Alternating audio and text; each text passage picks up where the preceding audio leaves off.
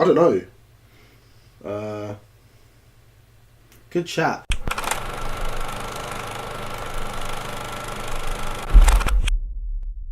More news. Ben Affleck, constantly spoken about as being as being the Batman, but hopefully, well, maybe not longer.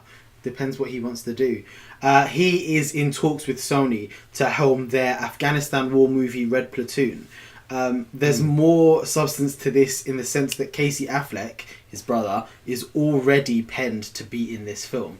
And it brings into question more things about, is Ben even going to stay on past Justice League to be Batman? What do you think about that? And then we'll talk a bit more about Red Platoon. I like Ben Affleck as a director. Everything he's made apart from Live by Night is good as a director. He's a brilliant director. Very much. The more he directs, I'm happy. The more he acts, I'm happy because I love Ben Affleck. I also love him as Batman, so I don't ever want to see him not be Batman. Basically, yes, have alternative realities of Batman, that's fine. But always have your central Batman as Ben Affleck. Because he looks like Bruce Wayne. See, I can take or leave him as Batman. I think he did a very good job as being the older Batman. I have a feeling that when we come to Flashpoint, which will be in the next 3 or 4 years, they're going to retcon it. He's going to get to leave, and we're going to go back to a younger Batman, maybe Armie Hammer if he's not Green Lantern, or bits and bobs like that. But I don't think he wants to be around much longer, because I think he realises that it's too much of a constraint time-wise for him to be doing anything else. I mean, all those steroids that he's definitely doing is probably going to be a problem. That's conjecture. I think, so Ben Affleck, I do still love you, but if you're on them, just tell me, it's fine. A lot of it is his suit, so we've got to be... I'm sorry, did you see him shirtless in Batman vs Superman? Act. Yeah, but I mean, like, that seemed pretty normal. It didn't seem steroid Ben Affleck. I feel like he's okay. Have we got? We don't have anything to compare steroid Ben Affleck to, though. Just Casey Affleck, tiny, small one Casey. That's true. But it looks like they want him to do Red Platoon, direct Red Platoon, and hopefully be involved in writing the scripts, because it is, I think, an existing book. And he'd love to work with Casey Affleck, and that's why. So Casey Affleck was on a radio show recently and accidentally was was talking about how he doesn't think Ben Affleck will be Batman much longer. And then when this news came out, it was like, maybe he actually is onto something. So Red Platoon is looking like it's going to be obviously an Afghanistan war movie from Sony, based on a first-hand account of a 14-hour firefight at the Battle of Kamdesh. So it's Camden. Yeah, Camden, Afghanistan. What's their market like? So in 2009, Taliban made a large-scale move after years of small ones, and these 300 men got basically had to defend their outpost for 14 hours, and this is what that film's going to be involved in. So it has that feel of Hurt Locker. It has that feel of 13 Hours. That's the one I wanted to talk. The story of Benghazi.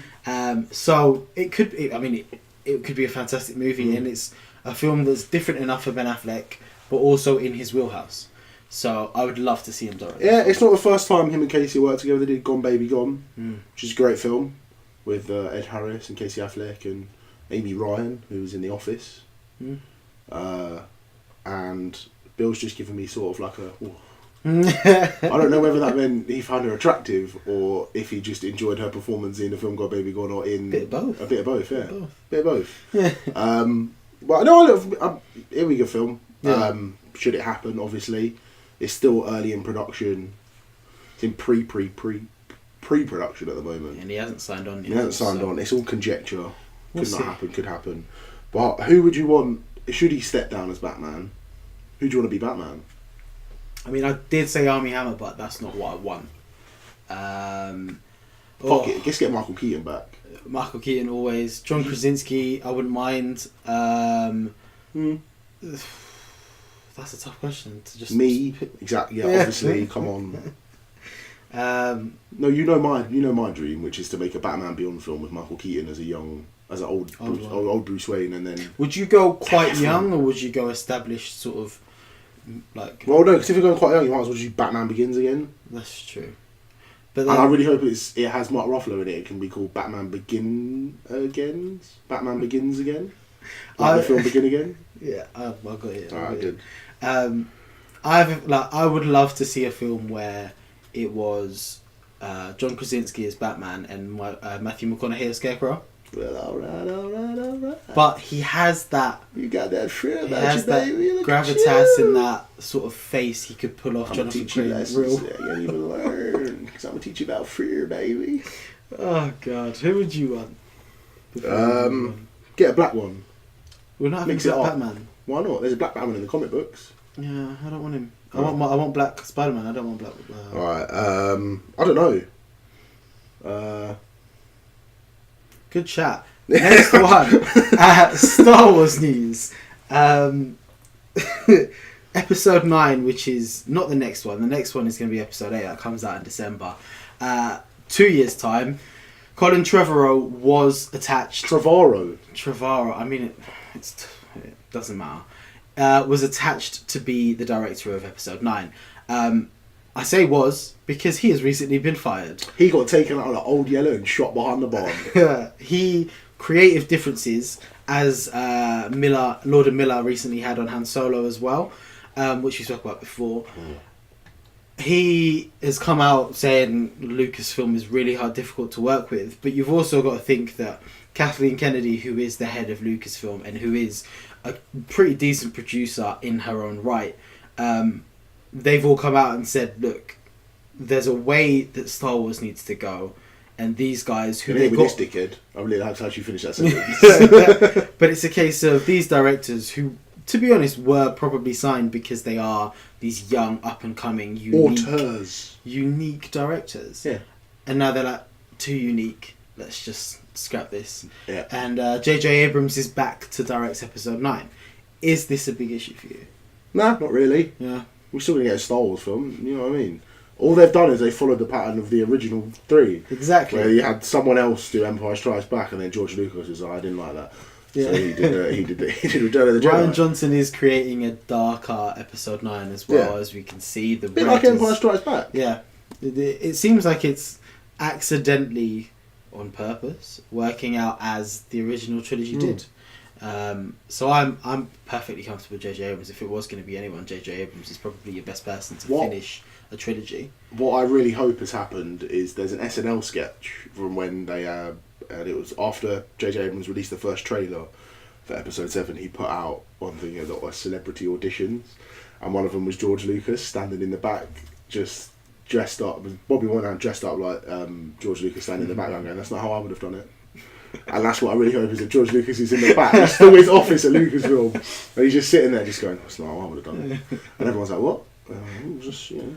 I wonder if they give him an office. Like, he's not doing anything. He's just like office and like director of doing stuff, signing autographs, and he just has this lovely, nice corner office where they just. No, be what like, I'd really hope. Oh, we've got your poster to sign. What Can I you really just do hope that?" is that it's like Morgan Freeman in Batman, where Yeah. he's just down in the basement. He just lives down there. Oh, And they're just God. like, and someone comes down and he goes, "I'm the head of I'm the head of applied sciences." What does that mean? He goes, "Oh, just fuck around on YouTube for the day and go home at 4. And our last bit of news, more Star Wars news. More spin-offs confirmed. Obi-Wan is in progress, as is Boba Fett. We don't have a timeline of release dates yet. We don't know if they're going to jump straight into Episode 10 after Episode 9. But we know that Obi-Wan and Boba Fett are coming. Yoda is also rumoured, but very heavily rumoured. Don't give a shit about Yoda. Yeah. Don't give a shit about Obi-Wan Kenobi. I don't want any of those. Give a shit about Boba Fett. I don't want any of Because those. that's going to be banging. See, my issue is we know where Boba Fett came from and we don't like it. So I don't want to know anymore. No, but I want to know him as like, because he could be like an old Western bounty hunter. Like, If he could it's be running future- around on like, If it's Boba Fett after... after he climbs out of the Sarlacc pit. Yeah, he definitely didn't die in Sarlacc. No, of course he didn't. If it's after that... Fuck, what if he then comes I'm- back now? Oh, In Episode that'd be 8. cool. And it's like, guess what, bitches didn't die. Obi-Wan, definitely don't want to see that one because I don't want to see him living on Tatooine. No, because that'd be bare dull. Yeah, not looking forward What? to that. And Yoda... What if that was like a Ken Loach social realist film and it's just him like doing the dishes and he finds out he's got a kid? What if it's just secrets and lies? And it's Timothy Spall playing Obi-Wan Kenobi. I'm in. I'm sold. Let's write it. Timothy Spall, we're going to call you. You're going to get a phone. Your agent's going to get a phone call in about 6 to 9 years when I've written that film. Let us know which of the spin-offs you're looking forward to in the comments below. Don't forget to like and subscribe. And Timothy Spall, let us know your number because I'm going to call you.